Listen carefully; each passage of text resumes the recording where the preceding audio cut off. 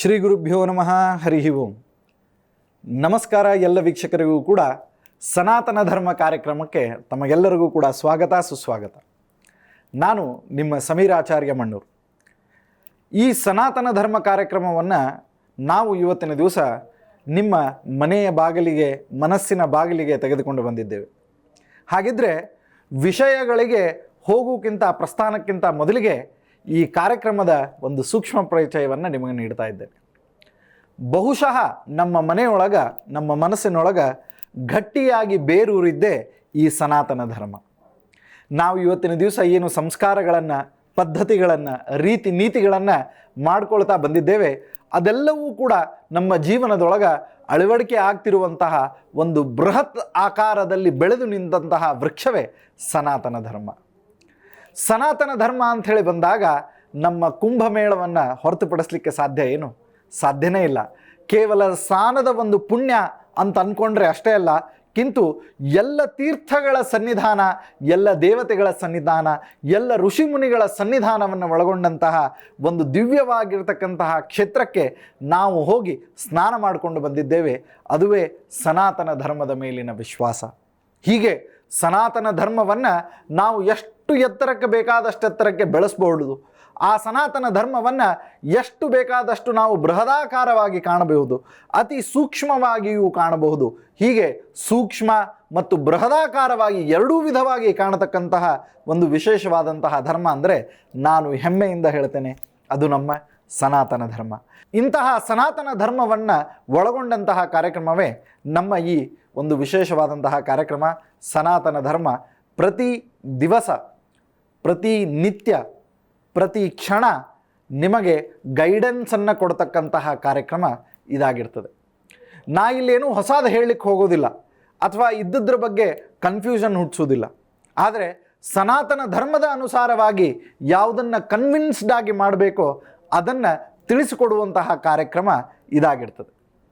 ಈ ಸನಾತನ ಧರ್ಮದ ಒಂದು ವಿಶೇಷವಾದಂತಹ ಒಂದು ಏನು ಪರಿಮಿತಿ ಇರ್ತದೆ, ಆ ಪರಿಮಿತಿ ಒಳಗೆ ಏನೆಲ್ಲ ಬರ್ತದೆ ಅಂತಂದರೆ, ಪರಿಮಿತಿ ಒಳಗೆ ಜ್ಯೋತಿಷ್ಯ ಶಾಸ್ತ್ರ, ಹಬ್ಬ ಹರಿದಿನಗಳು, ಆಚರಣೆಗಳು, ಸಂಸ್ಕಾರ, ಪದ್ಧತಿ, ರೀತಿ, ನಿಮ್ಮೆಲ್ಲರ ಪ್ರಶ್ನೆಗಳು, ಅದಕ್ಕೆ ಸಮಂಜಸವಾಗಿರ್ತಕ್ಕಂತಹ ಧರ್ಮಕಾಂಡದಲ್ಲಿ ಬರ್ತಕ್ಕಂತಹ ಉತ್ತರಗಳು, ಈ ಎಲ್ಲವನ್ನು ಇಟ್ಟುಕೊಂಡು ಹೊರಟಂತಹ ಒಂದು ವಿಶ್ವಾಸವನ್ನು ಕೊಡತಕ್ಕಂತಹ ಕಾರ್ಯಕ್ರಮವೇ ಈ ಸನಾತನ ಧರ್ಮ.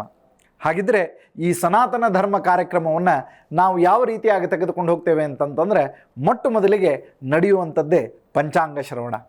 ಬನ್ನಿ ಹಾಗಿದ್ದರೆ ಪಂಚಾಂಗ ಶ್ರವಣವನ್ನು ಮಾಡಿಕೊಂಡು ಈ ಕಾರ್ಯಕ್ರಮವನ್ನು ಪ್ರಾರಂಭ ಮಾಡೋಣ. ಶ್ರೀ ಗುರುಭ್ಯೋ ನಮಃ ಹರಿ ಓಂ.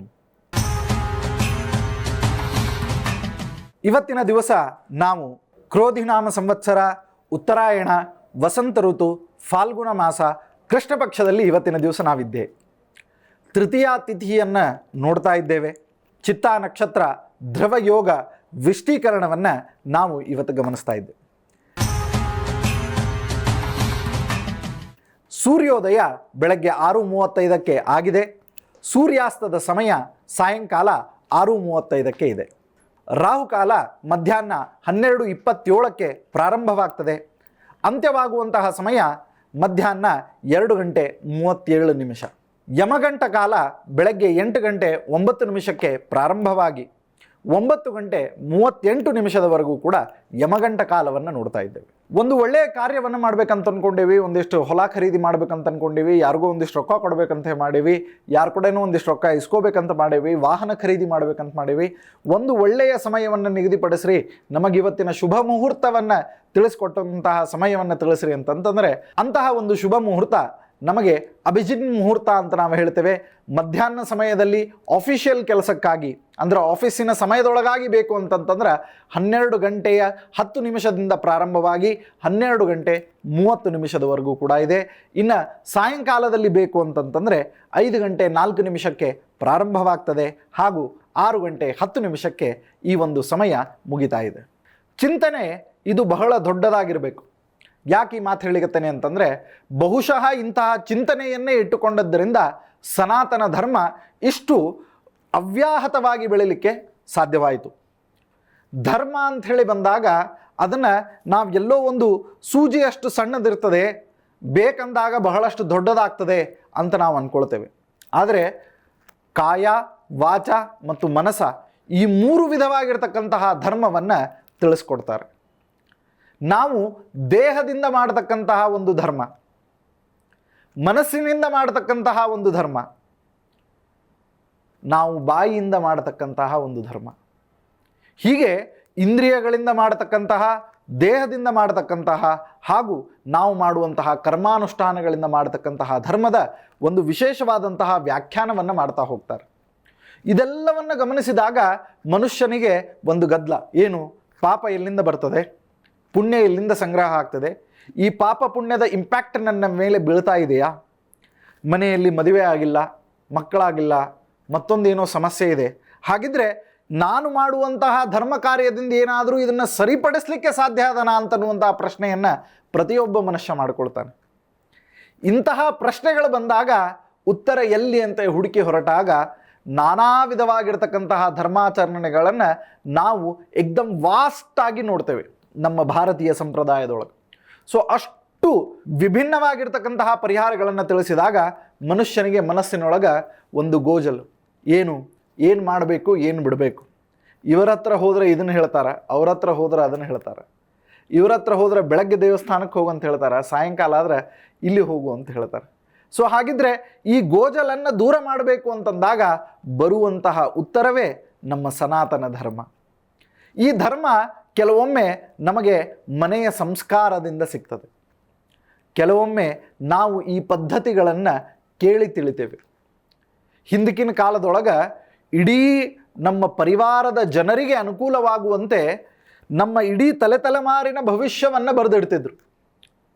ಯಾಕೆ ಅಂತ ಪ್ರಶ್ನೆ ಮಾಡಿಕೊಂಡ್ರೆ, ಯಾರ ಜೀವನದಲ್ಲಿ ಏನು ಇಂಪ್ಯಾಕ್ಟ್ ಆಯಿತು ಅಂತನ್ನೋದು, ಹೆಂಗೆ ಆಸ್ತಿ ತಲೆಮಾರುಗಳಿಂದ ಬಂದಿದ್ರಿ ಅಂತ ಹೇಳ್ತೇವೆ, ಹಂಗೆ ಪಾಪ ಪುಣ್ಯಗಳು ಕೂಡ ತಲೆಮಾರದಿಂದ ಬಂದದ್ದಿರ್ತದೆ. ಸೊ ಹೀಗೆ ಆ ತಲೆಮಾರುಗಳಿಂದ ಬಂದಂತಹ ಪಾಪ ಪುಣ್ಯಗಳನ್ನು ನಾವು ಅನುಭವಿಸುವಂತಹ ಒಂದು ಅರಿವು ಮೂಡಿಸಬೇಕು.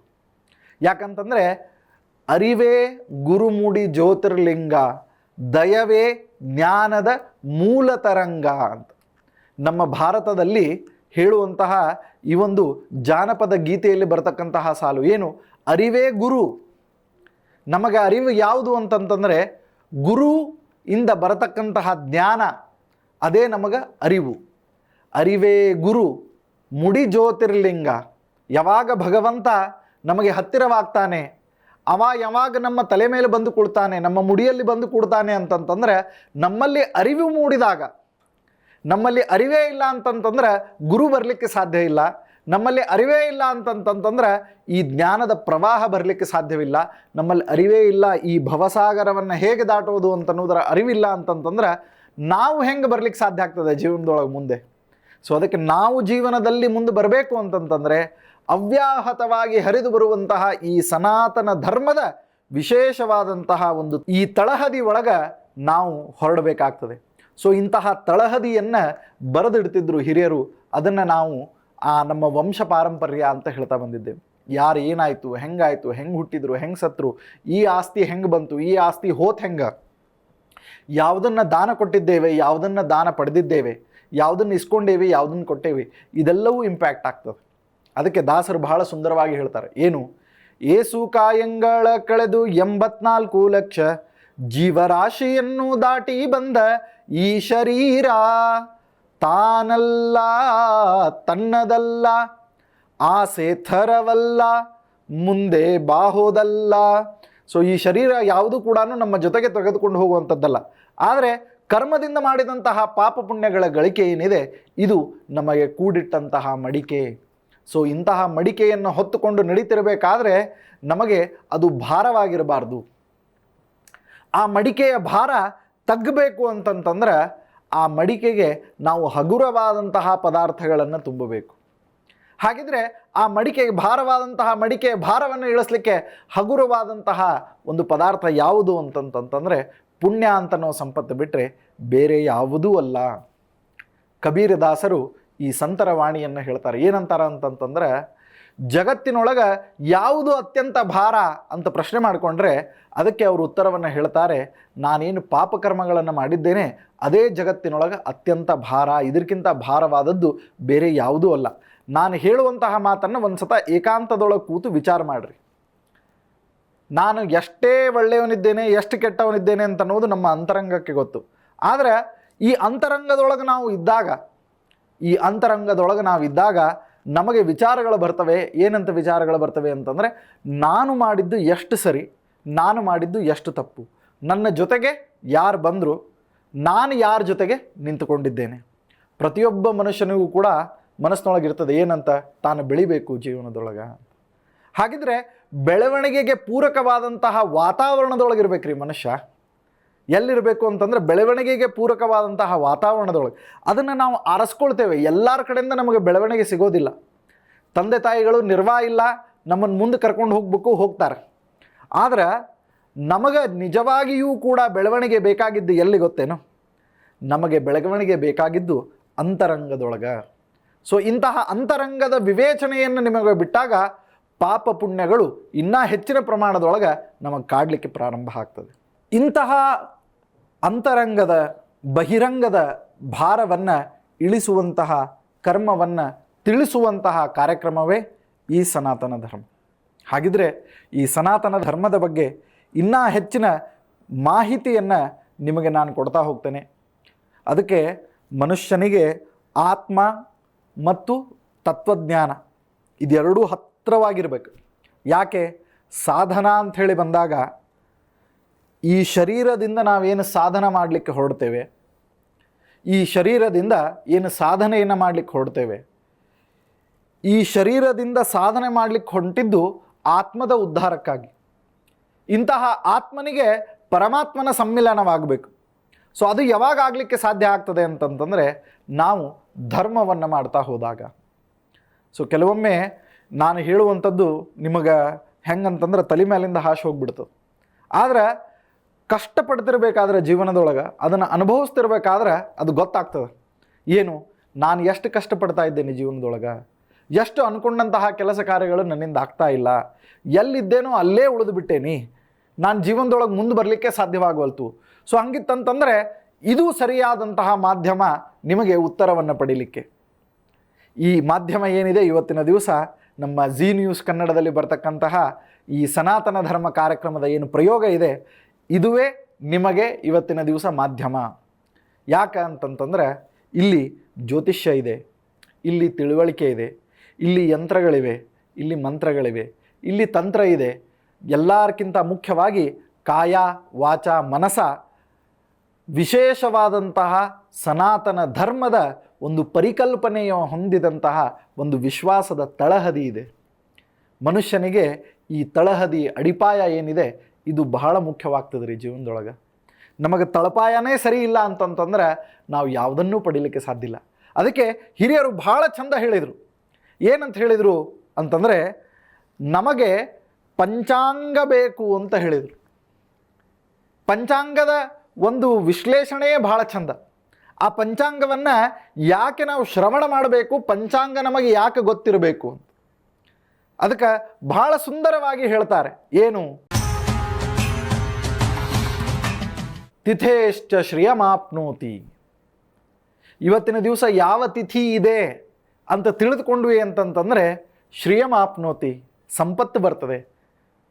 ಗುರುಗಳ ನನಗೆ ಇವತ್ತು ತಿಥಿ ಯಾವುದದ ಅಂತನೂ ಗೊತ್ತದ, ಆದರೆ ರೊಕ್ಕೇನು ನನಗೆ ಬಂದಿಲ್ಲ ಅಂತನ್ನೋರಿಗೆ ನಾನು ಹೇಳ್ತೇನೆ, ನಮ್ಮ ತಲೆ ಒಳಗೆ ಕಾನ್ಸೆಪ್ಟ್ ಅಂತಂದ್ರೆ ಏನದ ಗೊತ್ತನ್ರಿ, ಕೈ ಒಳಗೆ ಹಾಳಿ ನೋಟ್ ಎಣಿಸಿದ್ರೆ ಅದು ರೊಕ್ಕ, ಫೋನ್ಪೇದಾಗ ಚೆಕ್ ಮಾಡಿದಾಗ ಬ್ಯಾಲೆನ್ಸ್ ಇದ್ರೆ ರೊಕ್ಕ. ಬಾಕಿ ಯಾವ ಸಂಪತ್ತು ನಮಗೆ ಸಂಪತ್ತಲ್ಲ. ಯಾಕೆ? ಎಲ್ಲರಿಗಿಂತ ದೊಡ್ಡ ಸಂಪತ್ತು ಆರೋಗ್ಯ ಸಂಪತ್ತು. ಅದು ದೇವರು ನಮಗೆ ಕೊಟ್ಟಾನ. ಎಷ್ಟೋ ಜನರಿಗೆ ಕಣ್ಣಿಲ್ಲ, ಅದನ್ನು ನಮಗೆ ದೇವರು ಕೊಟ್ಟಾನ. ಕೈ ಇಲ್ಲ, ದೇವರು ನಮಗೆ ಕೊಟ್ಟಾನ. ಕಾಲಿಲ್ಲ, ದೇವ್ರು ನಮಗೆ ಕೊಟ್ಟಾನ. ಇವತ್ತಿನ ದಿವಸ ಎಷ್ಟೋ ಜನರ ಮನೆಯೊಳಗೆ ಟಿ ವಿ ಇಲ್ಲ, ಕನೆಕ್ಷನ್ ಇಲ್ಲ, ಜಿ ನ್ಯೂಸ್ ಕನ್ನಡ ಬರೋಂಗಿಲ್ಲ. ಆದರೆ ನಿಮ್ಮ ಮನೆಯೊಳಗೆ ಇದೆಲ್ಲನೂ ಬರ್ಲಿಕ್ಕತ್ತದ ಅಂತಂದರೆ ಇದು ಭಗವಂತ ನೀಡಿದಂತಹ ಸಂಪತ್ತು. ಈ ಕಾರ್ಯಕ್ರಮವನ್ನು ನೀವು ಶ್ರವಣ ಮಾಡ್ತಾ ಇದ್ದೀರಿ, ಕೇಳ್ತಾ ಇದ್ದೀರಿ, ನೋಡ್ತಾ ಇದ್ದೀರಿ ಅಂತಂತಂದರೆ ಇದು ಭಗವದ್ ಅನುಗ್ರಹ. ಸೊ ಇಂತಹ ಭಗವದ್ ಅನುಗ್ರಹದೊಳಗೆ ನಾನು ಇದ್ದೇನೆ ಅಂತನ್ಲಿಕ್ಕೆ ಸಾಕ್ಷಿ ಏನು ಅಂತಂದರೆ ಉಳಿದೆಲ್ಲ ಸಂಪತ್ತುಗಳು. ಸೊ ಅದಕ್ಕೆ ಸಂಪತ್ತನ್ನು ಕೌಂಟ್ ಮಾಡುವಂಥದ್ದನ್ನು ನಾವು ಕಲಿಬೇಕು. ಸೊ ಅಂತಹ ಕೌಂಟ್ ಮಾಡೋದನ್ನು ನಾನು ಹೇಳಿಕೊಡುವಂಥದ್ದೇ ತಿಥೇಶ್ಚ ಶ್ರಿಯಮಾಪ್ನೋತಿ. ಸೊ ಕೇವಲ ರೊಕ್ಕದ ಸಂಪತ್ತು ಅಷ್ಟೇ ಅಲ್ಲ, ಕಿಂತು ಎಲ್ಲ ರೀತಿಯಾದಂತಹ ಅರ್ಥ ಸಂಪತ್ತು ನಿಮಗೆ ಬರ್ತದೆ ಅಂತನ್ನೋದನ್ನು ಇಲ್ಲಿ ತಿಳಿಸ್ಕೊಡ್ತಾರೆ. ವಾರಾತ್ ಆಯುಷ್ಯವರ್ಧನಂ. ಸೊ ಇಲ್ಲಿ ಚಿಂತನೆ ಇದೆ, ಒಂದು ಬಹಳ ದೊಡ್ಡ ಚಿಂತನೆ ಇದೆ. ಇದನ್ನು ಮಿಸ್ ಮಾಡ್ಕೋಬೇಡ್ರಿ ದಯವಿಟ್ಟು. ಇವತ್ತು ಯಾವ ವಾರ? ಸೋಮವಾರ. ಹಿಂಗಂದು ಬಿಟ್ರೆ ಅಲ್ಲ, ಇವತ್ತು ಸೋಮವಾರ ಅಂತಂದಾಗ ಆ ಶಿವನನ್ನು ಸ್ಮರಣೆಯಿಂದ ಸಹಿತವಾದಂತಹ ವಾರ ಅಂತನ್ನೋದನ್ನು ಇಟ್ಕೊಳ್ಬೇಕು. ಯಾಕೆ? ಕ್ಷಣ ಕ್ಷಣದೊಳಗೂ ಕಣ ಕಣದೊಳಗೂ ಭಗವಂತನ ಸ್ಮರಣೆಯನ್ನು ಮಾಡಬೇಕು ಅಂತ ಹೇಳ್ತಾರೆ. ಆ ಉಪಕಾರ ಬುದ್ಧಿ ನಮ್ಮಲ್ಲಿ ಅದೇನು? ನಾನು ನನ್ನದು ಅಂತನ್ನುವಂತಹ ಚಿಂತನೆ. ಯಾಕೆ ನಾನು ನಕ್ಕೆ ಅಂತಂದ್ರೆ, ನನಗನ್ಸಿದ್ದಿಷ್ಟೇ, ನನಗೂ ಈ ಚಿಂತನೆಯನ್ನು ಬಿಟ್ಟು ಹೊರಗಡೆ ಬಂದಾಗ ನೀವು ಯಾರು ಅಂತಂದ್ರೆ, ನಾನು ನನ್ನ ದೇಹಕ್ಕೆ ಇಟ್ಟಂತಹ ಹೆಸರನ್ನೇ ಹೇಳ್ತೇನೆ. ಆದರೆ ಒಂದು ಸತಾನು ನಾನು ಅನ್ನೋದಿಲ್ಲ. ಏನು? ಇದು ಭಗವಂತ ಕೊಟ್ಟಿದ್ದು, ಭಗವಂತ ನೀಡಿದಂತಹ ದೇಹ ಅಂತ ನಾನು ಒಂದು ಸತಾನು ಹೇಳಲಿಕ್ಕೆ ಹೋಗೋದಿಲ್ಲ. ಯಾಕೆ ಹೇಳಲಿಕ್ಕೆ ಹೋಗೋದಿಲ್ಲ ಅಂತಂತಂದ್ರೆ, ಆ ವಿಚಾರಧಾರೆನೇ ಇಲ್ಲ. ಯಾಕೆ ವಿಚಾರಧಾರೆ ಇಲ್ಲ ಅಂತಂದ್ರೆ, ಒಂದ ಹೇಳ್ಕೊತಿರ್ಬೇಕು, ಇಲ್ಲ ಕೇಳ್ಕೊತಿರ್ಬೇಕು. ಸೊ ಈಗ ಹೇಳೋದು ಕೇಳೋದು ಎರಡೂ ಒಂದಾಗ್ಯದ. ಈ ವೇದಿಕೆ ಒಳಗೆ ಸನಾತನ ಧರ್ಮ ಕಾರ್ಯಕ್ರಮ ಪ್ರತಿನಿತ್ಯ ಬರ್ತದೆ. ಸೋಮವಾರದಿಂದ ರವಿವಾರದವರೆಗೆ 7:28ಕ್ಕೆ ನೀವು ಹೇಳುವುದರೊಳಗಾಗಿ ನಿಮ್ಮನ್ನು ಬಡಿದೆಬ್ಬಿಸುವಂತಹ ಕಾರ್ಯಕ್ರಮ ಈ ಸನಾತನ ಧರ್ಮವಾಗಿರ್ತದೆ. ಆದ್ದರಿಂದ ಅವಶ್ಯವಾಗಿ ನಾವು ಮಾಡಬೇಕಾದದ್ದು. ಅದಕ್ಕೆ ವಾರಾದ್ ಆಯುಷ್ಯವರ್ಧನಂ. ಆಯುಷ್ಯ ಹೆಚ್ಚಿಗೆ ಆಗ್ತದೆ. ಆಯುಷ್ಯದ ಉಪಕಾರ ನಮ್ಮ ಮೇಲೆ ಭಗವಂತ ಇನ್ನೊಂದು ದಿವಸ ಕೊಟ್ಟ, ಇನ್ನೊಂದು ಸೋಮವಾರ ಕೊಟ್ಟ, ಇನ್ನೊಂದು ಮಂಗಳವಾರ ಕೊಟ್ಟ, ಇನ್ನೊಂದು ಬುಧವಾರ ಕೊಟ್ಟ. ಯಾಕೆ ಕೊಟ್ಟ? ನಿನ್ನೇನು ಅರ್ಧ ಬಿಟ್ಟಿದ್ವಲ್ಲ ಅದನ್ನು ಇವತ್ತು ಪೂರಾ ಮಾಡಿರಿ ಅಂತ ಕೊಟ್ಟ. ನಿನ್ನೆ ಯಾವುದನ್ನು ಸಾಧನೆ ಮಾಡಿದ್ದಿಲ್ಲ ಅದನ್ನು ಇವತ್ತು ಮಾಡಿರಿ ಅಂತ ಹೇಳಲಿಕ್ಕೆ ಕೊಟ್ಟ. ಯಾವುದನ್ನು ಮಾಡಬೇಕು ಅಂತ ಅಂದ್ಕೊಂಡು ಹೊರಟಿದ್ದೀರಿ ಅದು ಇನ್ನೂ ಹೆಚ್ಚಿನ ಪ್ರಮಾಣದೊಳಗೆ ಪೂರ್ಣವಾಗಲಿ ಅಂತ ಕೊಟ್ಟ. ಸೊ ಇದಕ್ಕಿಂತ ದೊಡ್ಡದಾದಂಥ ವರ ಯಾವುದ್ರಿ? ಒಂದು ಸತ ನಮ್ಮ ಹುಬ್ಬಳ್ಳಿ ಒಳಗೆ KMC ಅಂತ ದೊಡ್ಡ ಹಾಸ್ಪಿಟಲ್ ಅದು. ಯಾವಾಗಾರ ಟೈಮ್ ಸಿಕ್ಕಾಗ ಒಂದು ಸತ ತಿರುಗಾಡ್ಕೊಂಡು ಬರ್ರಿ. ನೀವು ಅಲ್ಲಿ ತಿರುಗಾಡ್ಕೊಂಡು ಬಂದ್ರಿ ಅಂತಂತಂದ್ರೆ ನಿಮ್ಗೆ ಗೊತ್ತಾಗ್ಬಿಡ್ತದೆ ಎಷ್ಟು ರೋಗ ರುಜಿನಗಳಿಂದ ಭಗವಂತ ನಮ್ಮನ್ನು ಸುರಕ್ಷಿತವಾಗಿ ಇಟ್ಟಿದ್ದಾನೆ. ಸೊ ಎಂತಹ ರೋಗಗಳು, ಎಂತಹ ರುಜಿನಗಳು, ಎಂತೆಂಥ ಔಷಧಗಳು, ಎಂತಹ ಅನಾಹುತಗಳು, ಅಪಘಾತಗಳು, ಇದೆಲ್ಲದರಿಂದ ಭಗವಂತ ಸುರಕ್ಷಿತವಾಗಿಟ್ಟನಲ್ಲ. ಯಾಕೆ? ವಾರಾದ್ ಆಯುಷ್ಯವರ್ಧನಂ. ಆ ಭಗವಂತನನ್ನು ಸೇರಿಕೊಂಡು ನಾನು ಆ ವಾರದಲ್ಲಿರ್ತಕ್ಕಂತಹ ಶ್ರವಣವನ್ನು ಮಾಡಿದ್ದೇನೆ. ಅದಕ್ಕೆ ನಮ್ಮಲ್ಲಿ ಭಾಳ ಚಂದ ಹೇಳಿದ್ರು. ಏನು?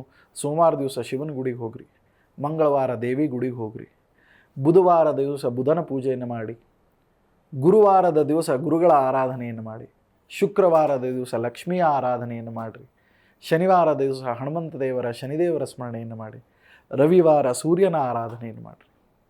ಯಾಕೆ ಇದನ್ನು ಹೇಳಿದರು ಅಂತಂತಂದ್ರೆ ಅದರೊಳಗೆ ಒಂದು ಸೈನ್ಸ್ ಅಡಗಿದೆ.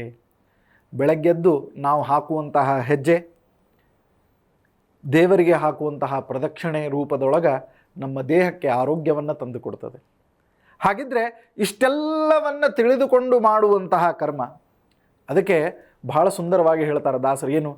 ಕರ್ಮವೇ ತಾರಕವು ಜೀವರಿಗೆಲ್ಲ, ಕರ್ಮ ತಾರಕ ಕೇಳು ನಿರ್ಣಯ ಈ ಮಾತು.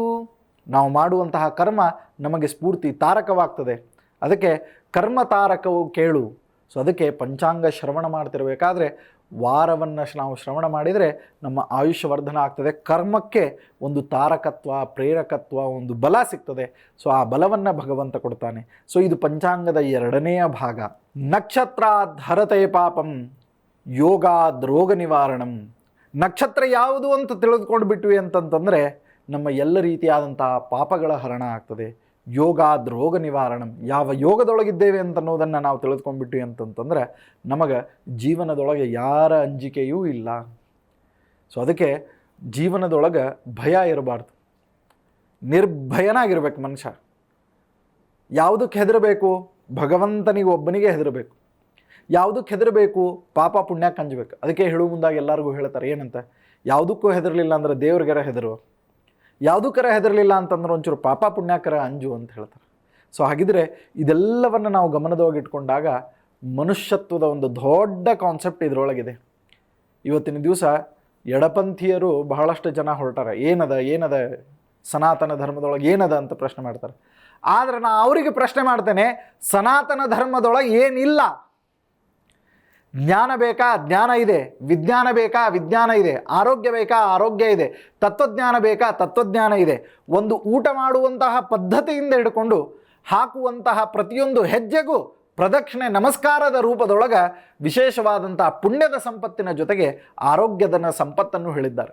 ಅದಕ್ಕೆ ನಾನು ಹೇಳಬೇಕಾದ್ರೆ ಹೇಳ್ತೇನೆ, ಏನಂತಂದ್ರೆ ನಮ್ಮ ಧರ್ಮ ಎಂಥದ್ದು, ಸನಾತನ ಧರ್ಮ ಎಂಥದ್ದು ಅಂತಂತಂದರೆ this is physically, mentally, economically as well as devotionally. So ಇದೆಲ್ಲ ಫಿಸಿಕಲ್ ಆಯಿತು, ಮೆಂಟಲ್ ಆಯಿತು, ಎಕನಾಮಿಕಲಿ ಆಯಿತು. ಅದಾದ ಮೇಲೆ ಮುಂದೆ ಉಳಿಯುವಂತಹ ಭಾಗ ಯಾವುದು? ಡಿವೋಷನ್. ಸೊ ಇಂತಹ ಒಂದು ಅದ್ಭುತವಾದಂತಹ ಪರಿಕಲ್ಪನೆ ಬೇರೆ ಯಾವ ಧರ್ಮದಲ್ಲಿಯೂ ಇಲ್ಲ. ಆದ್ದರಿಂದ ಇದು ಸನಾತನ ಧರ್ಮ.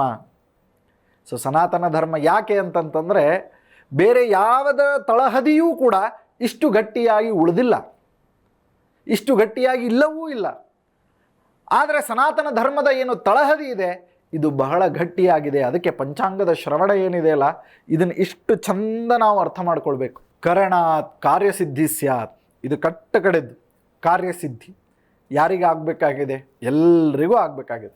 ಇವತ್ತಿನ ದಿವಸ ಎಲ್ಲರಿಗೂ ಮನಸ್ಸಿನೊಳಗಿರುವಂಥದ್ದು, ನನ್ನ ಕಾರ್ಯ ಇವತ್ತಿನ ದಿವಸ ನಾನು ಹೊರಟದ್ದು ಸಿದ್ಧಿ ಆಗಬೇಕು. ಸಿದ್ಧಿ ಹೆಂಗಾಗಬೇಕು ಅಂತಂದ್ರೆ ಮುಂದೆ ನಿಮಗೆ ಉಪಯೋಗ ಮಾಡಿದ್ದು, ಮುಂದೆ ನಿಮಗೆ ಮಾಡಿದಂತಹ ಕೆಲಸ ಉಪಯೋಗವಾಗಬೇಕು. ಮುಂದೆ ನೀವೇನು ಕೆಲಸ ಮಾಡ್ತೀರಿ ಆ ಕೆಲಸ ಉಪಯೋಗ ಆಗಬೇಕು.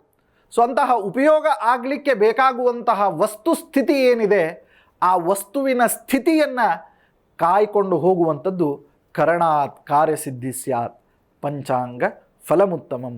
ಸೊ ಈ ರೀತಿಯಾಗಿ ಪಂಚಾಂಗದ ಫಲ ಅತ್ಯುತ್ತಮವಾಗಿ ಸಿಗಬೇಕು ಅಂತಂತಂದರೆ ಎಲ್ಲವನ್ನ ಪಠಣ ಮಾಡಿ, ಅದಕ್ಕೆ ಪುರಂದರದಾಸರು ಬಹಳ ಚಂದ ಹೇಳ್ತಾರೆ, ಏನು? ಇಂದಿನ ವಾರ ಶುಭವಾರ, ಇಂದಿನ ಯೋಗ ಶುಭ ಯೋಗ, ಇಂದು ಪುರಂದರ ವಿಠಲನ ಧ್ಯಾನವೇ ಸಂಪತ್ತು, ಪರಮ ಸಂಪತ್ತು. ಆ ಭಗವಂತನ ಸ್ಮರಣೆಯನ್ನು ಮಾಡ್ತಾ ದಾಸರು ಕೊಡುವಂತಹ ಚಿಂತನೆ ಏನು ಅಂತಂದರೆ, ಇಂದಿನ ವಾರ ಶುಭವಾರ, ಇಂದಿನ ಯೋಗ ಶುಭಯೋಗ, ಇಂದಿನ ಕರಣ ಶುಭಕರಣ, ಇಂದು ಶ್ರೀ ಪುರಂದರ ವಿಠಲನ ಧ್ಯಾನ ಮಾಡುತ್ತಿರುವಂಥದ್ದೇ ದೊಡ್ಡ ಸಂಪತ್ತು.